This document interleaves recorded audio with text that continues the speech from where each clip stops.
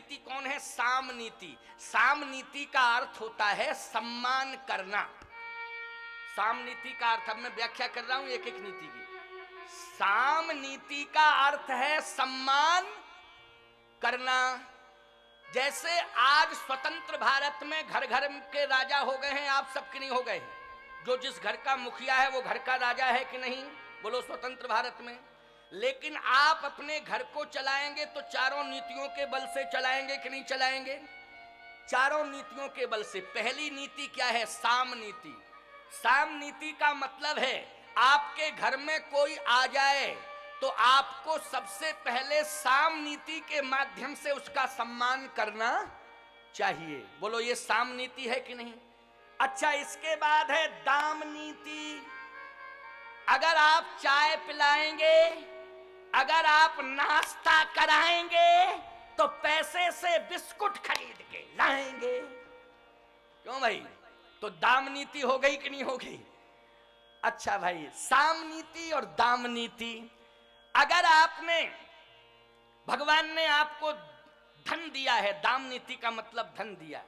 अगर आपने, भगवान ने आपको धन दिया है, दाम दिए हैं, पैसा दिया है, रुपया दिया है, यदि आप उस पैसे को सत्कर्म में, धर्म में, सत्कर्म में, गौ सेवा में, संत सेवा में, राष्ट्र की सेवा में, बहन बेटियों के सम्मान के लिए, गरीब कन्याओं के विवाह में यदि आप धन खर्च करते हैं तो आप दाम नीति का सदुपयोग कर रहे हैं। भगवान आपको दिन दूना चौगुना आशीर्वाद देकर के बढ़ाता रहेगा। बड़ो बढ़ाता रहेगा कि नहीं?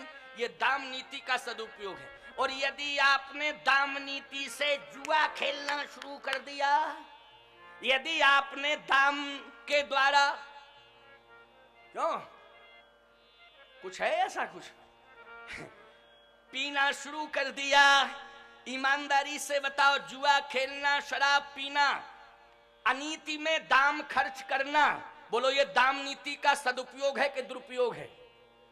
दुरुपयोग है। और यज्ञ में दाम को लगाना, संतों के सम्मान में दाम को लगाना, गरीब कन्याओं के विवाह में दाम को खर्च करना, बोलो ये दाम नीति का सदुपयोग है कि नहीं?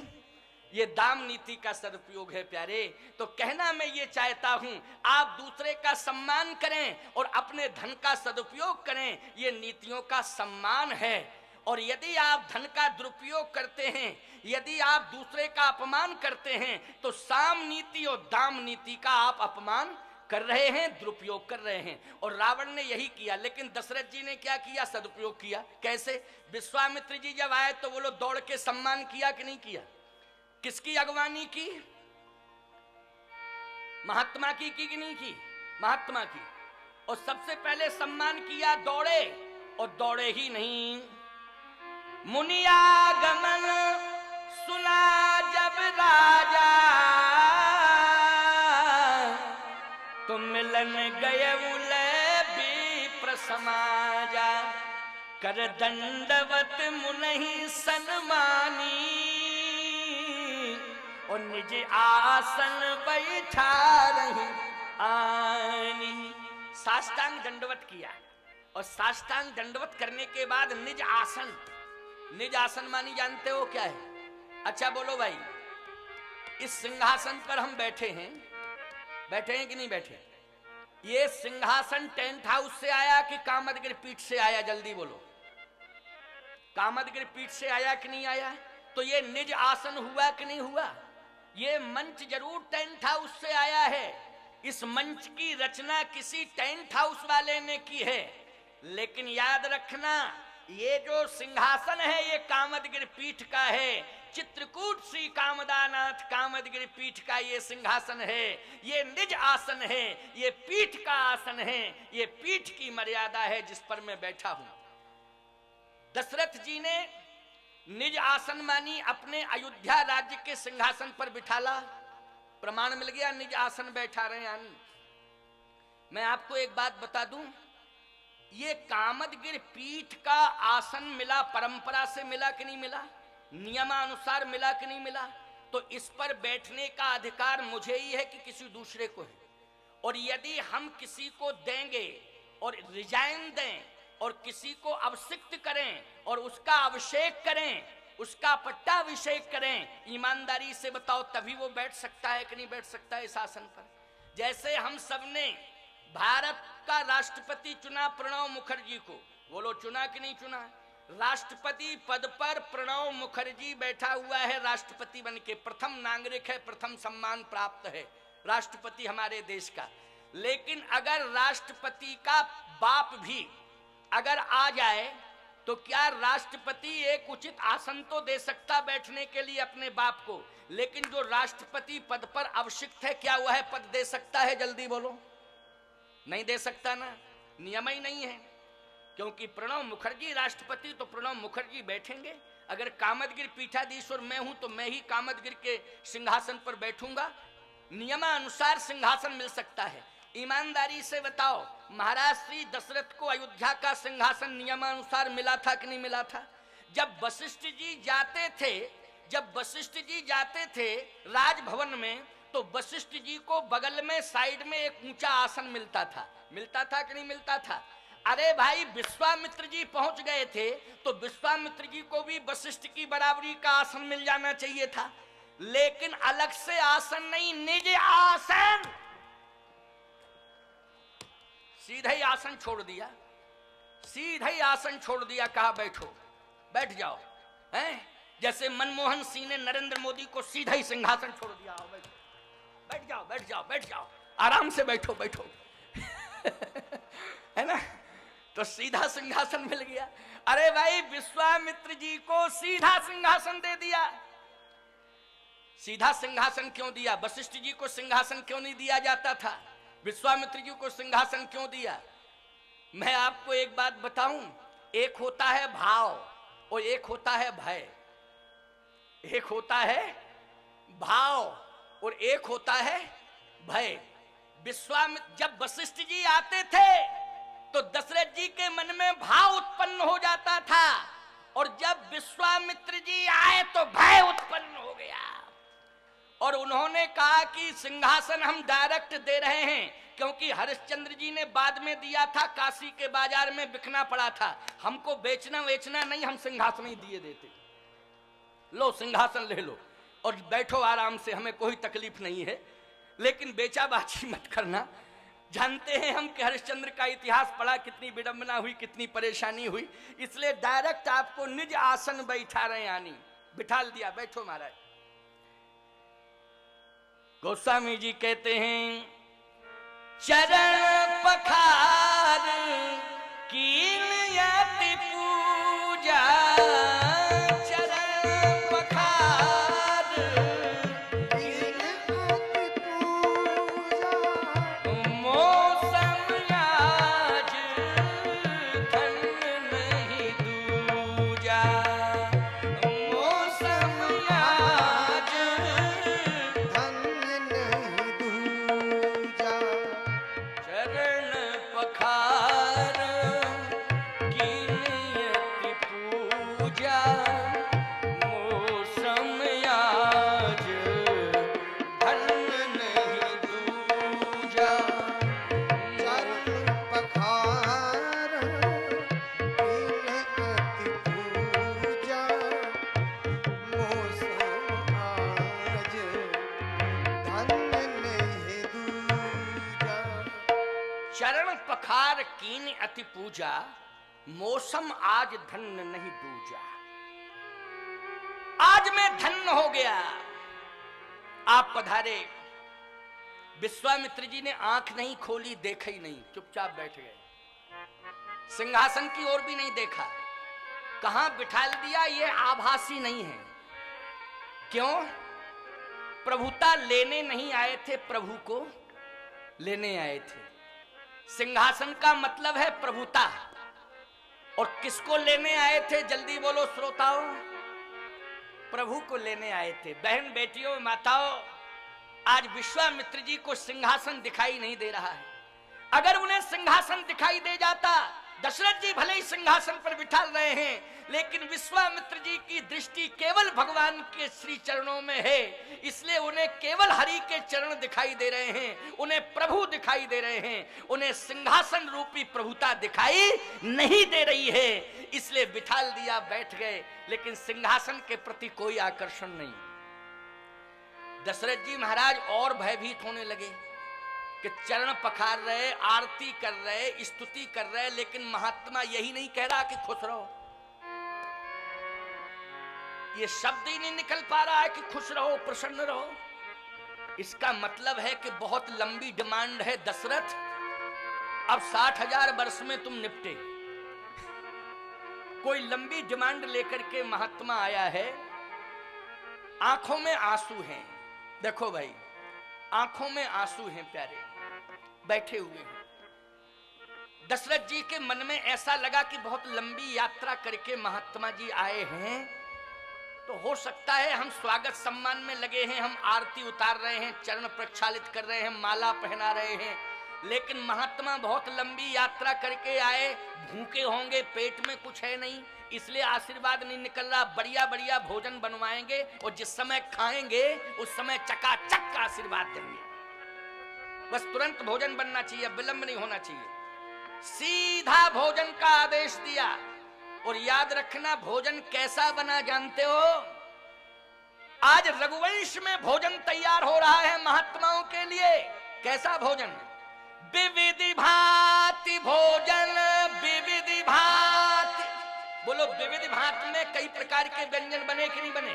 और नहीं, गोस्वामी जी सीधा लिख देते दाल भात। दाल भात बनवा दिया है। महात्मा पधारे हैं रघुवंश में, कैसे स्वागत करना चाहिए? बोले विविधि भांति, विविध प्रकार के व्यंजन बनवाए गए स्वागत में। और आज विश्वामित्र जी की थाली जिस समय विश्वामित्र जी के सामने रखी गई, आहा, विश्वामित्र जी की दृष्टि व्यंजनों पर भी नहीं है। बस तुलसी दल छोड़ा, ये प्रभु का प्रसाद है, मुझे प्रसाद ग्रहण करना है। प्रसाद के रूप में प्रसादस्तु प्रसन्नता, प्रसादस्तु प्रसन्नता, प्रसाद ग्रहण करने से प्रसन्नता आती है। इसलिए विश्वामित्र जी ने जैसे ही प्रसाद को ग्रहण किया, गोस्वामी जी कहते उसी समय प्रसन्नता आ गई। विविधि भांत भोजन करवावा, मुनि बर हरस हृदय सुख पावा। तो व्यंजन से सुख नहीं मिला, बल्कि उन व्यंजनों को प्रसाद समझ करके ग्रहण किया, इसलिए प्रसाद से प्रसन्नता आ गई, सुख मिल गया। व्यंजन व्यंजन से नहीं, व्यंजन व्यंजन नहीं, प्रसाद समझ करके ग्रहण किया। एक बात बताएं आपको, आप भी रसोई में भोजन तैयार हो, आप भोजन के लिए जैसे ही पहुंचे और आपके सामने यदि थाली आ जाए तो उसमें तुलसी दल छोड़ लिया करो। और तुलसी दल अगर आप छोड़ लेंगे तो भगवान उसे ग्रहण कर लेंगे, और तुलसी दल छूट गया, भगवान ने ग्रहण कर लिया, तो वो भोजन क्या बन जाएगा? प्रसाद बन जाएगा। और ईमानदारी से बताओ, प्रसाद को आप ग्रहण करेंगे तो आपके जीवन में सदा प्रसन्नता आती रहेगी। इसलिए भोजन को प्रसाद समझ के ग्रहण करना चाहिए, और तुलसी दल डाल करके, तुलसी दल छोड़ करके ही ग्रहण करना चाहिए। संकल्प लो, हम लोग भोजन करेंगे, उसमें क्या डालेंगे? तुलसी दल के प्याज है। आजकल यही तो कर रहे हो, भोजन में प्याज डाल रहे हो हैं? आज दो में ही लोग मरे जा रहे हैं, प्याज और ब्याज। खूब तो प्याज खा रहे हैं और खूब ब्याज खा रहे हैं। क्यों भाई? और दोनों ही पाताल में ले जा रहे हैं।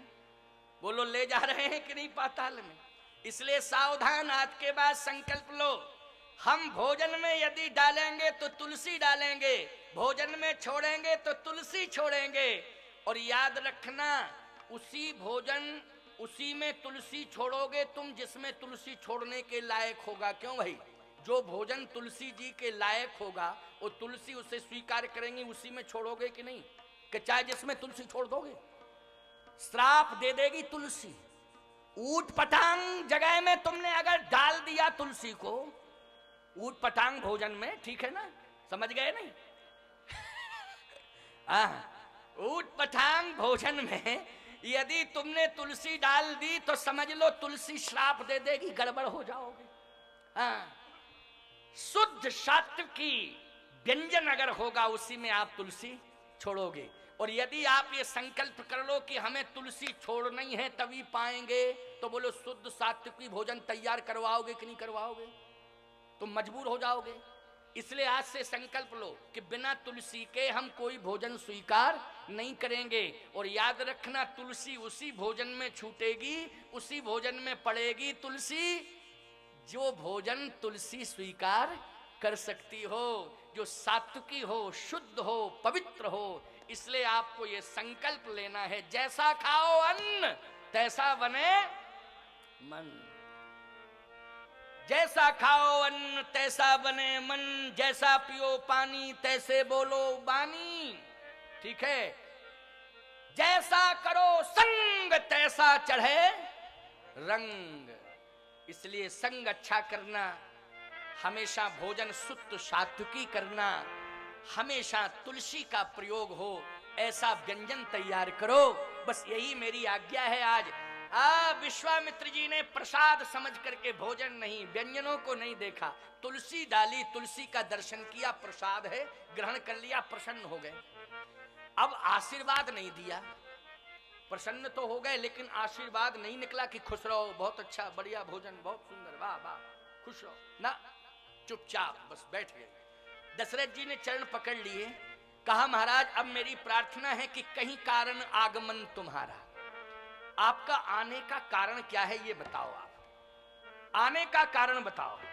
अब बहुत बढ़िया बात बता रहे हैं आपको, आने का कारण क्या है? क्या है आने का कारण?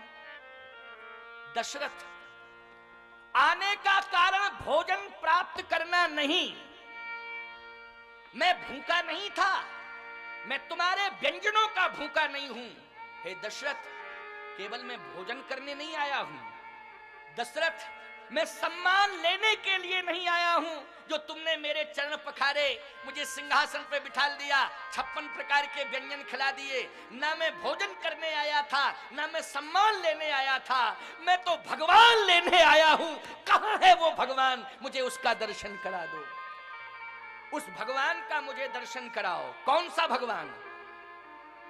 जाकर नाम सुनत शुभ होई, जाकर नाम सुनत शुभ होई, मोरे ग्रहिया प्रभु सोई, मोरे ग्रहिया प्रभु सोई, जाकर नाम सुनत शुभ होई, मोरे ग्रहिया प्रभु सोई, जाकर नाम सुनत शुभ होई, मोरे ग्रह आवा प्रभु सोई।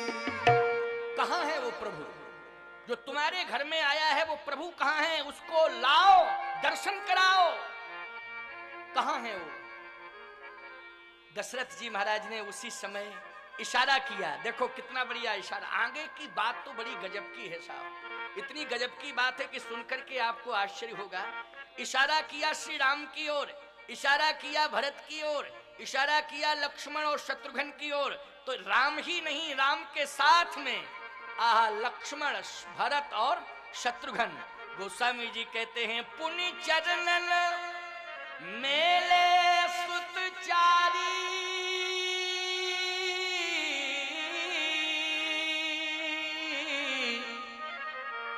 राम देख मुनि बिरति बिसारी।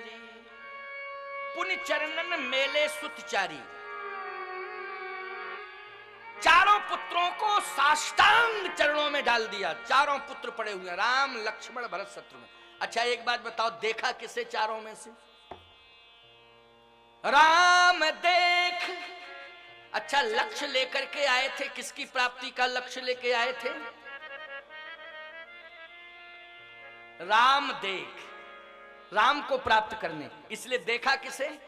राम को देखा। अब राम जी को देख रहे, दशरथ जी समझ गए कि राम जी को ही देख रहे, टकटकी निगाह राम पर ही है, तो इसका मतलब है कि संपत्ति लेने नहीं आए, राम ही को लेने आए। क्या राम को ही लेने आए? अरे 60,000 वर्ष की अवस्था में बूढ़े दशरथ, तुझे राम मिले थे, क्या राम का सुख नहीं ले पाएगा तू? राम अभी चले जाएंगे। दशरथ जी महाराज मन ही मन सोच रहे हैं। अब विश्वामित्र जी टकटकी निगाह से राम को देख रहे हैं। राम के अलावा न भरत को देखा, न ही लक्ष्मण को देखा और न शत्रुघ्न को देखा, जबकि चारों पड़े हुए हैं। लेकिन राम देख मुनि विरति विशारी, राम जी को देखा। अच्छा, गोस्वामी जी से पूछा कि किस दृष्टि से देख रहे हैं? गोस्वामी जी बोले ऐसे देख रहे हैं जैसे भय मगन देखत मुख शोभा और जन चकोर बन करके। इसका मतलब है कि श्री राम है रामचंद्र। बोलो राम क्या है? रामचंद्र। और बोलो चंद्र को टकटकी निगाह से कौन देखता है? चकोर देखता है। बोलो चंद्र को टकटकी निगाह से चकोर देखता है। और आज विश्वामित्र जी राम जी को देखते ही चकोर बन गए, क्योंकि रामचंद्र सामने आ गए। तो विश्वामित्र जी अभी महामुनि ज्ञानी थे, मुनिवर थे, मुनि थे, लेकिन अब क्या बन गए? चकोर। बोलो बन गए चकोर कि नहीं? अब टकटकी निगाह से राम को देख रहे हैं। तो किसी ने कहा क्या चकोर को चंद्र मिल जाएगा? प्रश्न आ गया सामने, क्या चकोर को चंद्र मिल जाएगा? अरे चकोर चंद्र का दर्शन तो करता है, लेकिन चंद्र उसे प्राप्त नहीं होता। क्यों? कभी भी चकोर चंद्र के चरणों तक पहुंच पाया? नहीं पहुंच पाया। क्यों नहीं पहुंच पाया? बात क्या है? इसलिए कि वो आकाश में रहता है चंद्र। बोलो रहता है आकाश में कि नहीं? और चकोर कहां रहता है? पृथ्वी पर रहता है। पृथ्वी का चकोर कैसे आकाश में रहने वाले चंद्र तक पहुंच सकता है? कल्पना करो आप। लेकिन मैं बता रहा हूं, प्रीति की पराकाष्ठा। क्या बात है, मानस के प्रेमी श्रोता बैठे हुए हैं, इसलिए बहुत कुछ सुनाने का मन करता है। आइए मैं आपकी भावुकता को देख करके आपको बहुत स्पष्ट रूप से प्रसंग का विस्तार करते हुए समझा रहा हूं, समझाने का प्रयास कर रहा हूं। चकोर टकटकी निगाह से चंद्र जब उदय होता है तो चंद्र को देखता है, लेकिन जब चंद्रमा अस्त होता है तो चकोर चंद्रमा के वियोग में धधकती हुई आग का अंगार खाने के लिए तैयार हो जाता है। चंद्रमा के वियोग में धधकती हुई आग का अंगार खाने को तैयार होता है। तो किसी ने चकोर से कहा कि तू जिंदा रहेगा तो फिर चंद्रोदय होगा तो तुझे दर्शन मिल जाएगा, लेकिन जब तू आग का अंगार खाके भस्मीभूत हो जाएगा तो फिर चंद्र का उदय होगा, लेकिन तेरा जीवन तो नष्ट हो जाएगा, तुझे चंद्र दर्शन का भी आनंद प्राप्त नहीं हो पाएगा।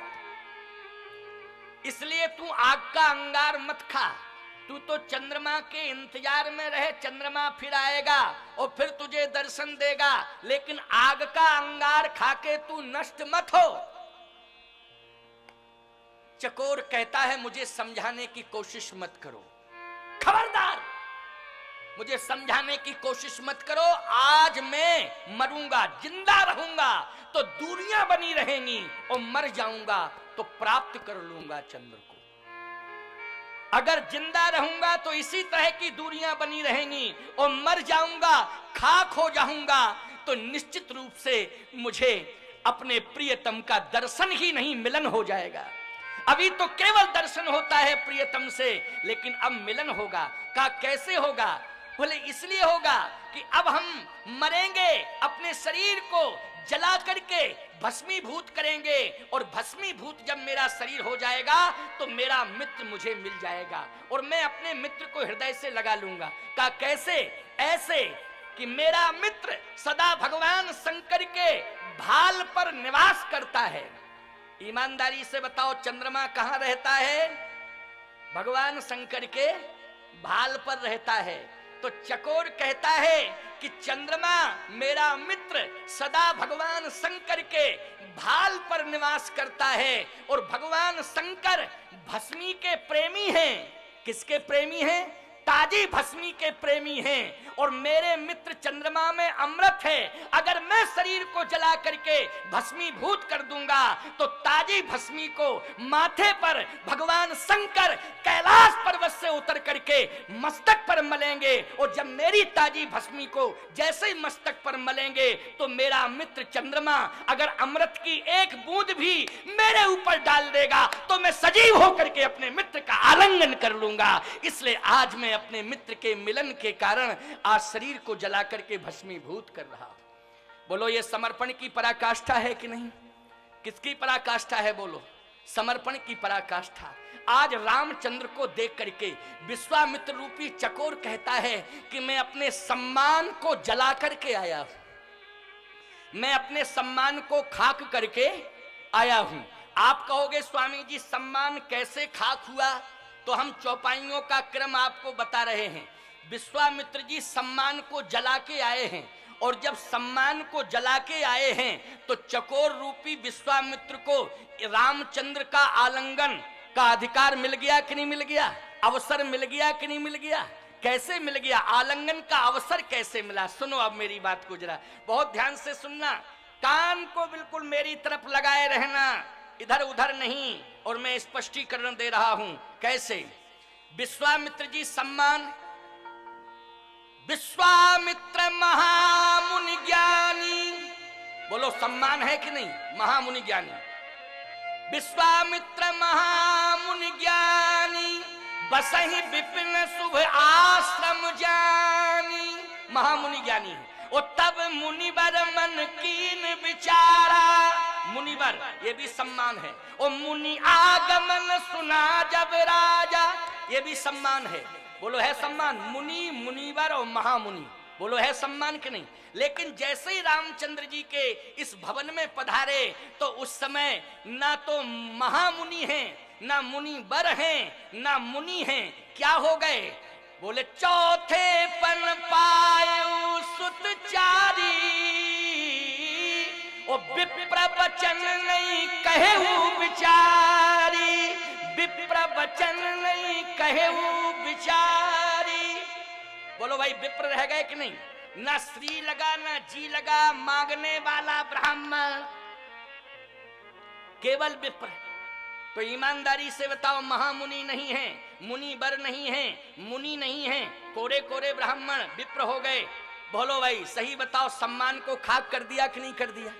और जब सम्मान को जला दिया, सम्मान को खाक कर दिया प्यारे, उसी समय रामचंद्र सामने आ गए। और जैसे ही रामचंद्र सामने आए, दशरथ जी ने चरणों में डाला, विश्वामित्र जी ने चकोर बना करके, चकोर बन करके श्री राम को उठाया और अपने हृदय से लगा लिया। आज चंद्र और चकोर का मिलन हो गया है। विश्वामित्र राम का मिलन नहीं हुआ है, बल्कि आज चकोर और चंद्र का मिलन हुआ है। बोलो हो गया मिलन कि नहीं हो गया? जैसे हृदय से हृदय मिला के मिल रहे थे, बस हृदय से हृदय मिला करके श्री विश्वामित्र जी श्री राम जी से मिल रहे थे। राम का हृदय, विश्वामित्र का हृदय, दोनों का हृदय एक हो गया।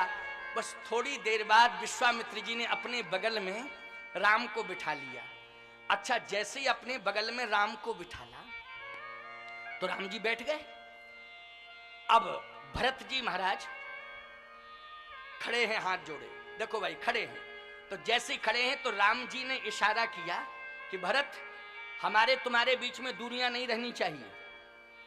अगर हम एक ओर बैठे हैं तो दूसरी ओर तुम भी बैठ जाओ, बैठ जाओ, कोई दिक्कत नहीं।